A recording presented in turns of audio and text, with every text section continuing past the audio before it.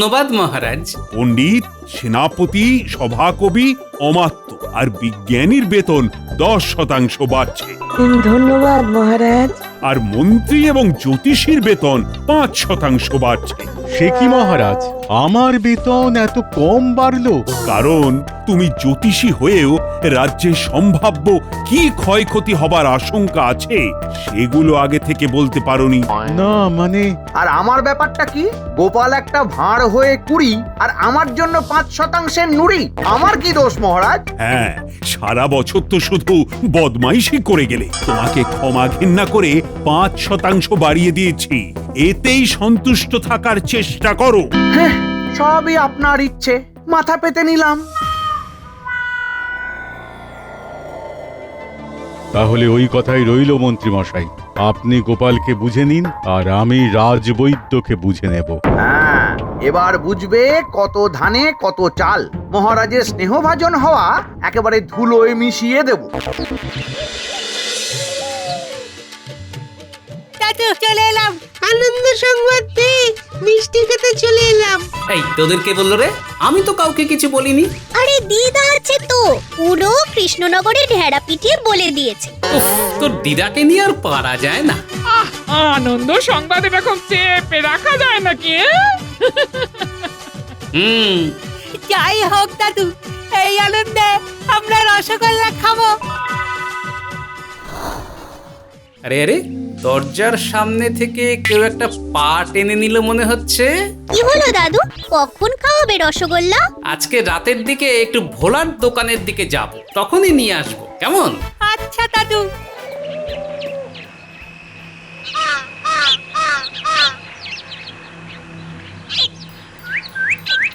আচ্ছা, এই ব্যাপার।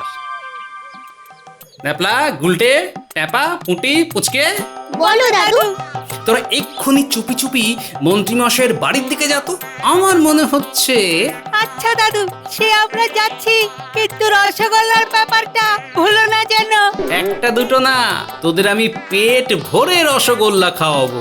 বেশ বেশ, তাহলে এক্ষুনি যাচ্ছি।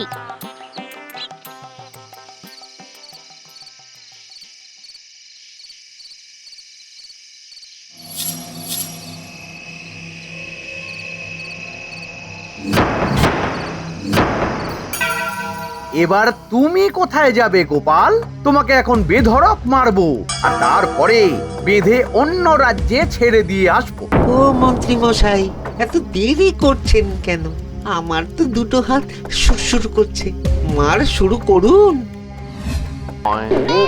আমাকে মেরে আর কি করবেন মন্ত্রী মশাই? আমি তো আপনার কোনো পাকা ধানে মই দিইনি। ভোলাই তো দেব আমি। তোমাদের 3 জনকে কারাগারে নিয়ে গিয়ে উত্তম মধ্যম অধম ধোলাই দেব। এ কি মহারাজ, আপনি? খুব চমকে গেছেন তাই না মন্ত্রীমশাই? সবই গোপাল দাদুর পরিকল্পনা মন্ত্রী মশাই। আপনি বটা ঘটার সঙ্গে ঘরে যা আলোচনা করেছেন সব আমরা জানলার ফাঁক দিয়ে শুনে নিয়েছি। আর গোপালকে সেটা বাচ্চারা বলার পরে গোপাল আমার কাছে আসে। আমার চেহারার আদল যেহেতু ওই অনেকটা গোপালের মতন, তাই গোপাল আমাকে ওর ধুতি আর ফতুয়া পরিয়ে সন্ধ্যা বেলায় বাড়ি থেকে বেরোতে বল। আর আপনারা ভোলাকে আমি ভেবে ভুল হয়ে গেছে মহারাজ। গোপালের বেতন অনেকটা বেশি বেড়েছে, তাই হিংসার বশে। চলো মন্ত্রী, এবার কারাগারে চলো। তোমার 5% বেতন যেটা বাড়তো সেটাও বাড়ছে না। আর তুমি যাতে বেশি না বাড়তে পারো, তাই এখন থেকে আগামী 1 মাস কারাগারেই থাকবে। সাথে বটা ঘটাও।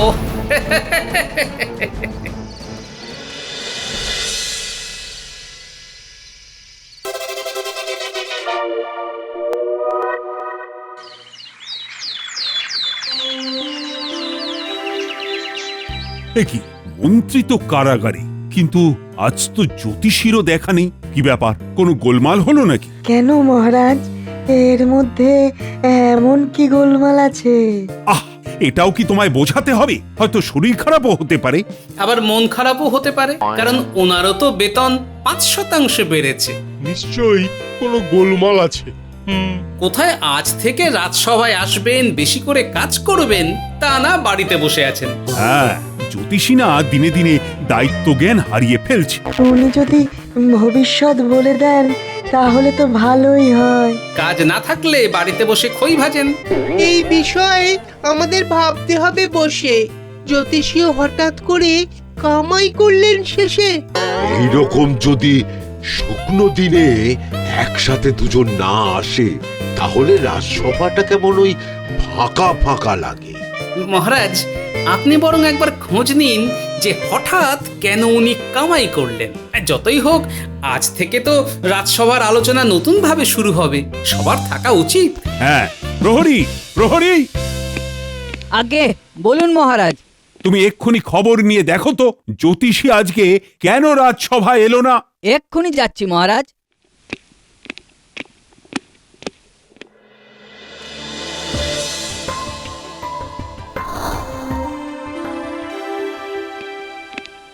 মহারাজ, রাজজ্যোতিষী মশাই খুব অসুস্থ, তাই উনি কয়েকদিন রাজসভায় আসতে পারবেন না। যা বাবা, হ্যাঁ, সে কি? তা ওনার রোগটা কি? এটা তো জানি না। বৈদ্য, তুমি রাজসভা শেষ হতেই চলে যাও আর গিয়ে দেখো জ্যোতিষীর কি রোগ হয়েছে। আচ্ছা মহারাজ। অভিমানী রোগ হতে পারে। জ্যোতিষীকে সুস্থ করে তোলার দায়িত্ব এখন বৈদ্যর। দেখি কত তাড়াতাড়ি তুমি জ্যোতিষীকে সুস্থ করে তুলতে পারো।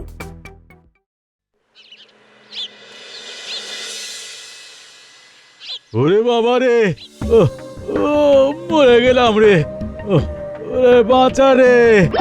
ও এই যে আপনার কষ্ট কমানোর জন্যই তো আমি এসেছি রাজজ্যোতিষী। সেটা তো দেখতেই পাচ্ছি, কিন্তু কোন কষ্টটা কমাবে শুনি? বলুন বলুন, আপনার কোথায় কি কষ্ট হচ্ছে? তুমি তো কষ্টটা বুঝবে।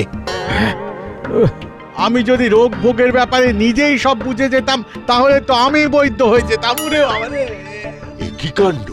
সে আবার কি? দেখি দেখি দেখি, কোথাও কি ব্যথা আছে? সারা শরীরে ব্যথা। এই সেরেছে, সারা শরীরে?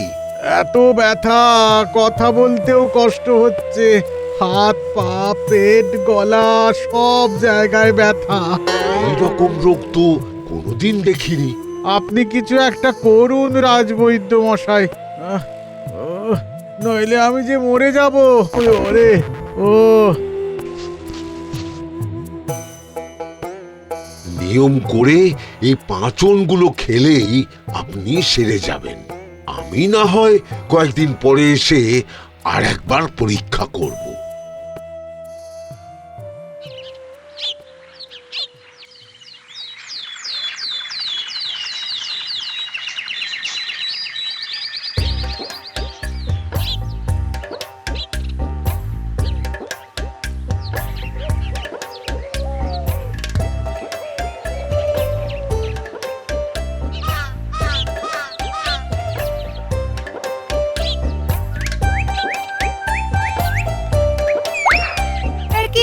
জ্যোতিষী মশাই ওরকম মুখ ঢেকে নিল কেন? মুখে হয়তো ফোড়া হয়েছে। আরে আরে আরে, তাড়াতাড়ি করে খাচ্ছ কেন? ধীরে সুস্থে খাও, গলায় খাবার আটকে যাবে তো। না, দেরি করলে চলবে না। এমনিতেই রাজসভায় দুজন নেই, সব ভার বাকিদের ওপর। মন্ত্রী মশাই তো কারাগারে, আর কে নেই? ওই যে রাজজ্যোতিষী মশাই। কেন, ওনার আবার কি হলো? খুব শরীর খারাপ, কালকে রাজবৈদ্য ওষুধ দিয়েছেন, কড়া পাচন। ওনার সব জায়গায় ব্যথা। কোনো ব্যথা নেই, দিব্যি হেঁটে চলে বেড়াচ্ছেন। আর আমাদের দেখতে পেয়ে মুখ চাপা দিয়ে ঘরে ঢুকে গেলেন। শিকিরি, বলিস কি? আমরা কি তোমাকে মিথ্যে কথা বলবো দাদু? আচ্ছা, তার মানে পুরোটাই অভিমানী অভিনয়। মন্ত্রী মশাই আমার পিছনে লাগার চেষ্টা করেছিলেন, আর জ্যোতিষী মশাই রাজবৈদ্য মশাইয়ের পেছনে। একদম তাই। তোমরা যে কি বলছো আমি কিছুই বুঝতে পারছি না। হ্যাঁ, পরে সব বুঝিয়ে বলবো গিন্নি। এই যে রাজবৈদ্য, খবর কি? মহারাজ, আমি তো রাজজ্যোতিষীকে ঠিকঠাক পাচনি দিয়েছিলাম, কিন্তু উনি যে কেন সুস্থ হলেন না। হ্যাঁ, সুস্থ যে হয়নি সেটা তো বুঝতেই পারছি। আজ শুনলাম ওনার নাকি জ্বর, মাথাও ঘুরছে, নাড়িও দুর্বল, পেট খারাপ, বমি বমি ভাব, গায়ে ব্যথা, সব রোগ একাধারে। আহ, ভালোই অভিনয় করছেন। গোপালকে কিছু বললে? হ্যাঁ, মানে এই বৈদ্যের কাজ বৈদ্য করেছে মহারাজ। এখন সুস্থ হওয়া না হওয়া সম্পূর্ণ জ্যোতিষীর ব্যাপার। না না, এইসব বলে বৈদ্যকে বাঁচাতে পারবে না। আমার কি দোষ মহারাজ? তোমাকে বেতন বাড়ালাম তোমার গুণ বুঝে, আর কদিনের মধ্যেই দেখছি তুমি একটা অকম্মা ঢেকি। দেখো, জ্যোতিষীও কিন্তু রাজসভার একজন সদস্য। তুমি যদি ওকে সুস্থ না করতে পারো তাহলে কিন্তু এবার তোমার বেতন কাটা শুরু করব। এই সেরেছে।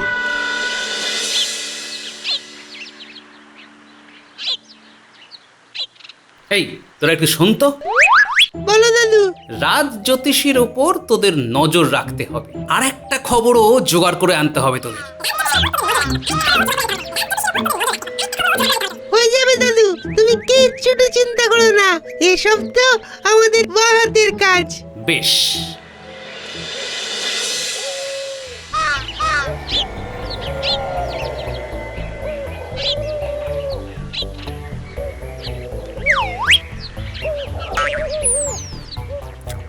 ওহ, পায়েসটা দারুণ হয়েছে।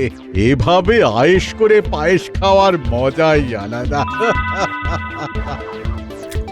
বৈদ্যকে নাকে দড়ি দিয়ে নাচাবো আর মজা দেখাবো। কি রে বাবা, এই নাকি অসুস্থ? হ্যাঁ, এখন তো দেখছি। একি রে, রাজ জ্যোতিষী মশাই তো সম্পূর্ণ সুস্থ।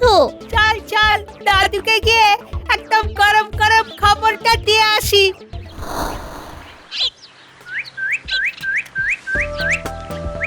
আচ্ছা ঠিক আছে, তোরা এখন আমার সাথে চল রাজবৈদ্যর বাড়ি। আর রাজ জ্যোতিষী যে সুস্থ এই কথা যেন আর কেউ না জানতে পারে। না না দাদু, আর কেউ জানবে না, রাজবৈদ্য মশাই কেউ বলবো না।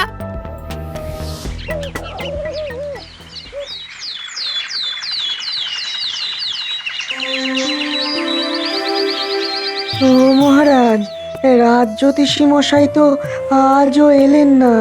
আমি অনেক চেষ্টা করলাম, কিন্তু কিছুতেই তো কিছু হচ্ছে না। এবার তো মনে হচ্ছে বৈদ্যকেই রাজসভা থেকে তাড়িয়ে দেব।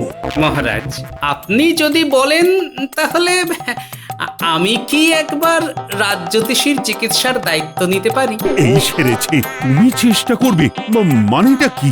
এমনিতেই রাজ জ্যোতিষী ভুগছে, হিতে বিপরীত হলে কিন্তু মুশকিল। যে সমস্যা অন্য কেউ সমাধান করতে পারে না সেটা গোপাল পারে। আমি ওনাকে সুস্থ করবই, আর সবার সামনে করব। মানে? মানে আপনারা সবাই আমার সাথে রাজ জ্যোতিষীর বাড়ি যাবেন।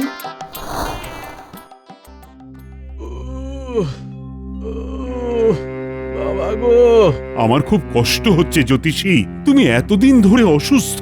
কি বলবো মহারাজ, বৈদ্যের পাঁচন খেয়ে আরো অবস্থা খারাপ হয়ে গেছে। তাই তো আমি এবার আপনার চিকিৎসা করব জ্যোতিষী মশাই। এই সেরেছে, গোপাল আবার চিকিৎসার কি বোঝে? হ্যাঁ, গো, আমাকে তো মেরেই ফেলবে। তোমাকে মারলে আমি কি গোপালকে ছেড়ে দেব নাকি রাজ জ্যোতিষী? এবার এক এক করে তোমার সমস্যাগুলো বলো তো। কদিন ধরে জ্বর ছিল মহারাজ, জ্বরটা একটু কমেছে, কিন্তু মুখে কোনো স্বাদ নেই। এবার গোপাল, তুমি তোমার চিকিৎসা শুরু করো। সবার আগে আমার শর্তটা আরেকবার বলে দিই মহারাজ। এর মধ্যে আবার শর্ত? জ্যোতিষীর রোগ সারিয়ে দিতে পারলে আমি 5 মোহর পারিশ্রমিক নেব। আর যদি না পারো? ওই একই পরিমাণ অর্থ আমি দেব। ঠিক আছে, ওই শর্তই মানা হবে। এখন কিভাবে কি করবে সেটা দেখি। ওটা কি? এই ওষুধেই আপনার স্বাদ ফিরে আসবে। একটু হা করুন দেখি, ঢেলে দেখি। ওরে বাবা রে, ওরে বাবা রে, পুরো মুখে নুন ঢেলে দিয়েছে। জল জল জল, রে বাবা রে, এত নুন। এই দেখুন কি সুন্দর স্বাদ ফিরে এসেছে। এটা ওষুধ মেশানো নুন ছিল, আর উনি বুঝতেও পেরেছেন যে এটা খুব নোনতা। দিন, এবার 5 মোহর দিন। হ্যাঁ হ্যাঁ হ্যাঁ, এখন আর তেমন কোনো অসুবিধে হচ্ছে না। ওহ, বাহ, এই তো গোপাল, তুমি তো দেখছি এক ঝটকায় রোগ সারিয়ে দিলে। ও রাজ্যতীষী, তুমি গোপালকে কথা মতো 5টা মোহর দিয়ে দাও। ইয়ে, না না, মানে দিচ্ছি দিচ্ছি। সাবাস গোপাল, সাবাস, তোমার ওষুধের কি জাদু। বেটা গোপাল এসে বাজিমাত করে দিল। না, কোনো তো একটা উপায়ে গোপালকে কুপকাত করতেই হবে। রাজসভার সবাই আমার বাড়িতে এলো, আর সকলের সামনে আমার 5টা মোহর নিয়ে চলে গেল। না, আমি কালকে রাজসভায় খবর পাঠাবো, আর ওই 5 মোহর আমি আদায় করে ছাড়বো।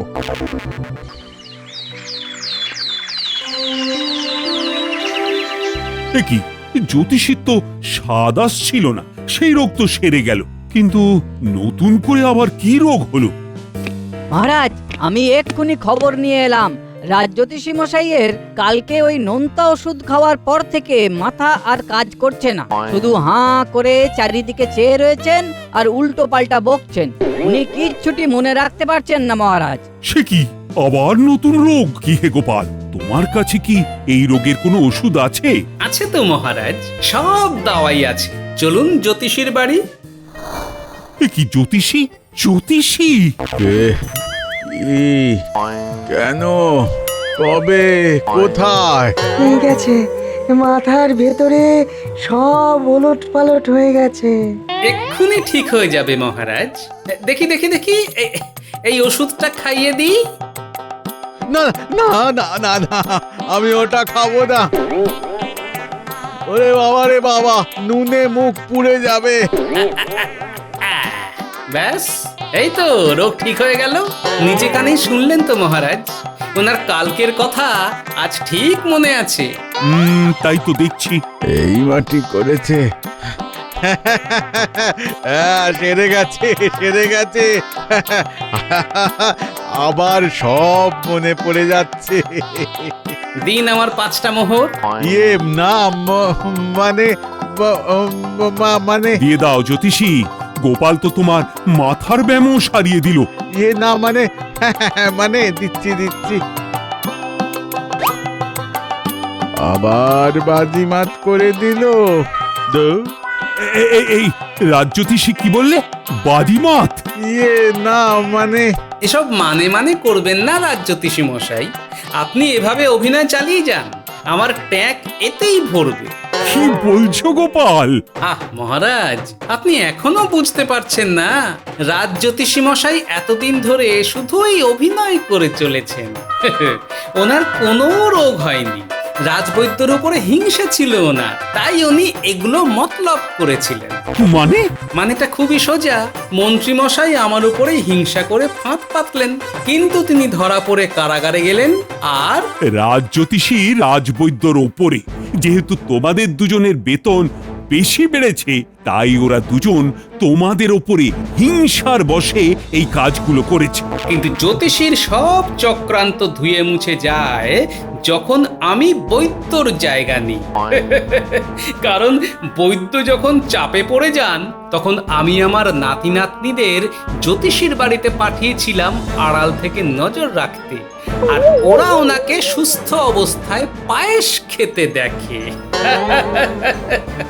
এই রাজ্যতীষী এগুলো কি ঠিক কথা বলছে? ধুর, সব মতলব একেবারে জলে চলে গেল।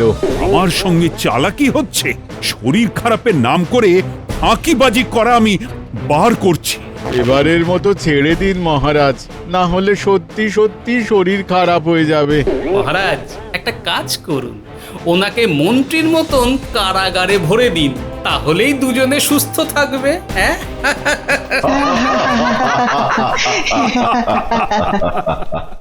তবে গোপাল, তুমি না থাকলে আমি কিন্তু জ্যোতিষীর এই ফাঁকিবাজি কিছুতেই ধরতে পারতাম না। সবই মহারাজ বুদ্ধির খেলা। আর এই খেলায় তুমি জিতেছ। আর সেনাপতি, বলুন মহারাজ। তুমি রাজ জ্যোতিষীকে কারাগারে নিয়ে যাও। উনিও কদিন শ্রীঘরে থাকুক, যদি একটু শুধরে যায়।